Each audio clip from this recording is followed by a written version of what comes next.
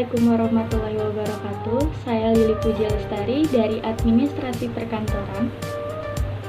Saya ingin membahas tentang Serikat Pekerja.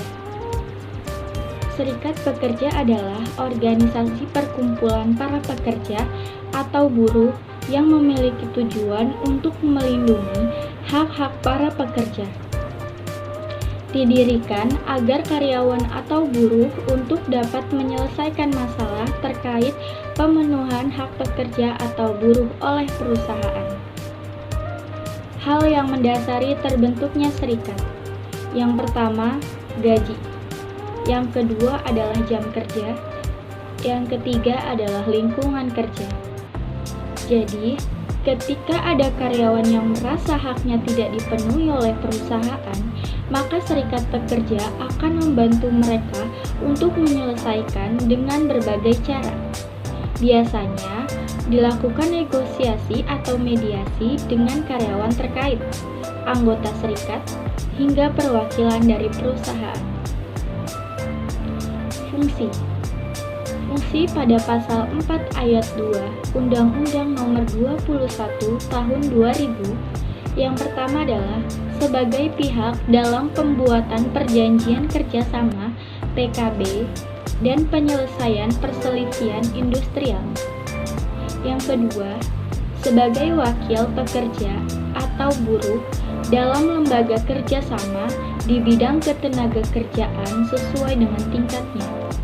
Yang ketiga, sebagai sarana penyalur aspirasi dalam memperjuangkan kepentingan anggotanya. Tujuannya yang pertama itu membela hak para pekerja, yaitu untuk mendukung karyawan yang memiliki masalah terkait hak dan kewajiban mereka ketika bekerja, sehingga mereka dapat kesempatan untuk hidup sejahtera. Yang kedua, untuk memperbaiki aturan di perusahaan karyawan, karena serikat pekerja dapat berperan sebagai penengah antara karyawan dengan manajemen perusahaan. Bukan hal yang tidak mungkin setelah terjadinya perundingan ini akan ada penyesuaian aturan yang berlaku agar kedua belah pihak sama-sama tidak dirugikan. Yang ketiga, menyampaikan aspirasi karyawan kepada perusahaan, yaitu serikat pekerja bisa membantu karyawan agar pendapatan mereka juga turut didengar oleh perusahaan.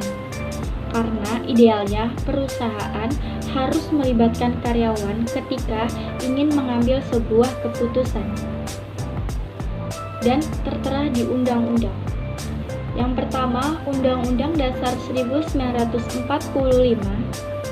pada pasal 28 menyatakan bahwa kemerdekaan berserikat dan berkumpul, mengeluarkan pikiran dengan lisan dan tulisan ditetapkan dengan undang-undang. Yang kedua, Undang-Undang Nomor 39 Tahun 1999 tentang Hak Asasi Manusia. Yang ketiga, Undang-Undang Nomor 21 Tahun 2000 tentang Serikat Pekerja atau Serikat Buruh dimaksud untuk mengatur. Dan beberapa cara untuk mendirikan serikat kerja. Yang pertama adalah, goal yang pertama, ada setidaknya 10 orang anggota. Yang kedua, pembuatan AD atau ART. Yang ketiga, pencatatan di Dinas Tenaga Kerja dari pemerintah kabupaten atau wali kota madya setempat. Yang keempat, pemberitahuan ke pihak perusahaan mengenai keberadaan SP. Dan mengenal serikat pekerja di Indonesia.